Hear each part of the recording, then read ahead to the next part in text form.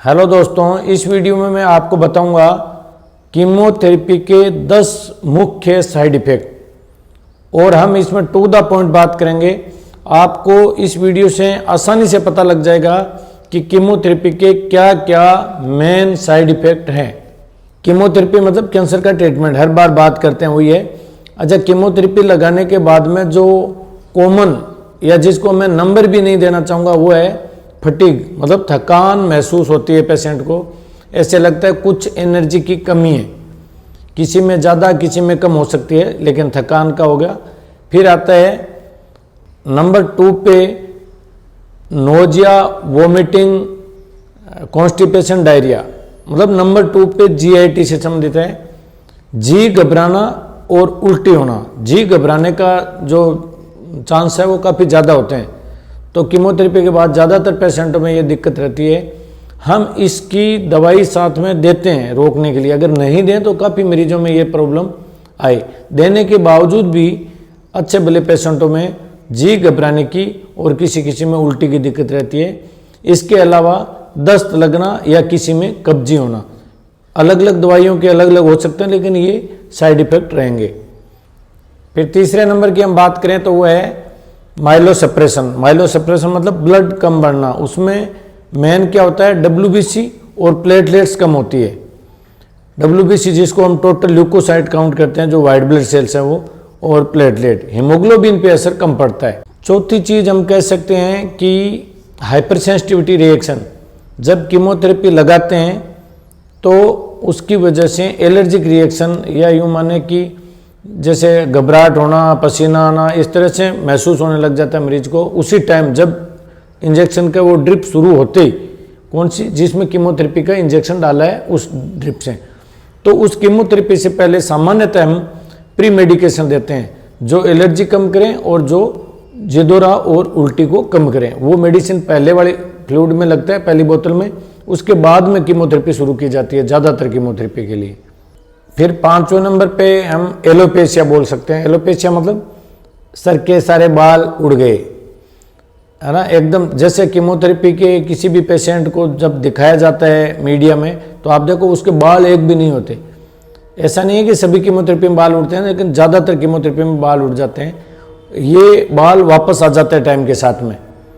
छठा side effect neurotoxicity मान सकते हैं। न्यूरोटॉक्सिसिटी मतलब जब कीमोथेरेपी लगती है 3-4 साइकिल तो ये कंप्लेन आने शुरू हो जाते हैं कि अंगुलियों में, हाथों की और पैरों की अंगुलियों में सुन्नापन सा महसूस हो रहा है।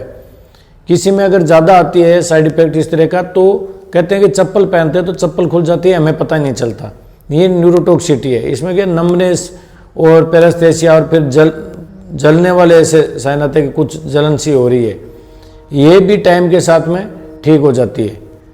फिर हम 7 नंबर पे कह सकते हैं कि म्यूकोसाइटिस और स्किन चेंजेज। म्यूकोसाइटिस मतलब मुंह के अंदर से लेके पूरी आंत में जो है ना अंदर की लेयर, उनको म्यूकोजा बोलते हैं, उनमें अल्सर्स हो जाते हैं। जैसे मुंह में छाले हो गए, कुछ खाते पीते तो बोलते हैं गले में दर्द हो रहा है, क्योंकि वहाँ भी छाले होते हैं इसलिए। तो ये, और स्किन मतलब हमारी चमड़ी पे चेंजेज। क्या चेंजेज आते हैं, कीमोथेरेपी के बाद में सूखी सूखी सी लगने लग जाती है चमड़ी। और जो नाखून है, ये नाखून किसी के नीले या काले पड़ जाते हैं या सूखे लगता है, ऐसा लगता है नाखूनों में जान ही नहीं है। तो ये इसका साइड इफेक्ट है, और ये भी टाइम के साथ में रिकवरी हो जाती है इनकी भी। फिर आता है नेफ्रोटॉक्सिसिटी। नेफ्रोटॉक्सिसिटी मतलब किडनी की प्रॉब्लम। जैसे ज़्यादा कीमोथेरेपी लगती है तो किडनी डाउन होना शुरू हो जाती है। कुछ एक कीमोथेरेपी जैसे सिस्प्लाटिन वगैरह तो काफ़ी ज़्यादा नेफ्रोटॉक्सिक है, तो किडनी से संबंधित या किडनी फेलियर की तरफ भी जा सकते हैं अगर ज़्यादा कीमोथेरेपी और कम केयर के साथ, या मरीज पानी पीना कम कर दे। मान लो पानी पी नहीं रहा और कीमोथेरेपी लग रही हो तो ये भी इस चीज़ को बढ़ाते हैं। इससे अगला हम कह सकते हैं कार्डियोटॉक्सिसिटी भी। कुछ एक मेडिसिन है, कुछ एक क्या काफ़ी ज़्यादा मेडिसिन है जो लंबे टाइम पर या फिर तुरंत कार्डियक प्रॉब्लम कर सकती है।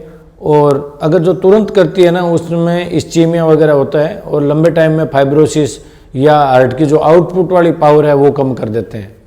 फिर आता है सेक्सुअल डिसफंक्शन।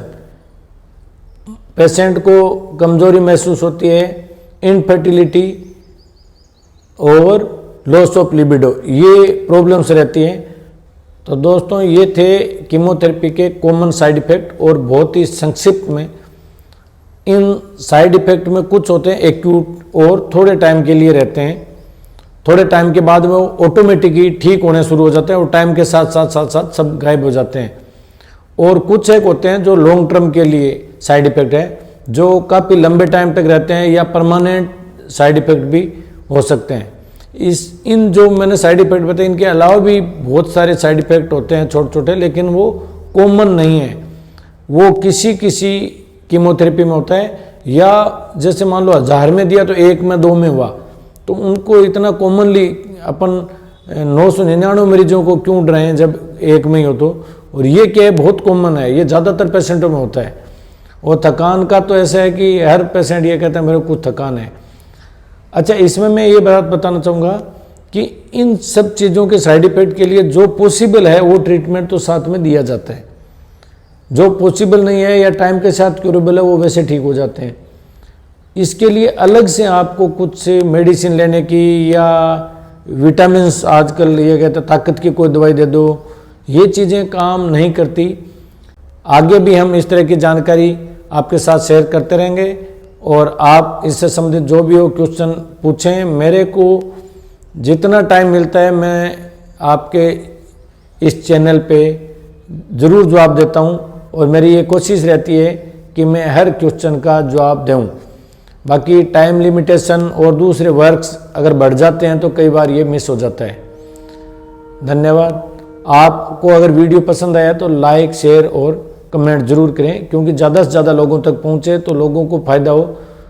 मेरी हमेशा ये कोशिश रहती है कि जो भी मैं बताऊँ वो पेशेंटों की कॉमन प्रॉब्लम हो, और पेशेंटों को मेरी ये चीज़ सुन के कुछ रिलैक्सेशन मिले, कुछ उनको शांति मिले कि हाँ ये चीज़ ये ऐसे होती है, मतलब उनको जानकारी मिल जाए, और अगर हो सके तो वो उसको दूर, उन साइड इफ़ेक्ट को या उन प्रॉब्लम्स को दूर करने में उसकी हेल्प मिले, ये रहता है। इसलिए अगर कोई किसी को कोई प्रॉब्लम हो तो कमेंट बॉक्स में अगर डालते हैं, या मेरे व्हाट्सएप नंबर पे भी अगर डालते हैं, जो मैं आज इस वीडियो के डिस्क्रिप्शन में लिख दूंगा, तो मैं कोशिश करूंगा कि अगर ज़्यादातर लोगों के वही क्वेश्चन आ रहा है तो मैं उसके जवाब में एक वीडियो बनाऊं।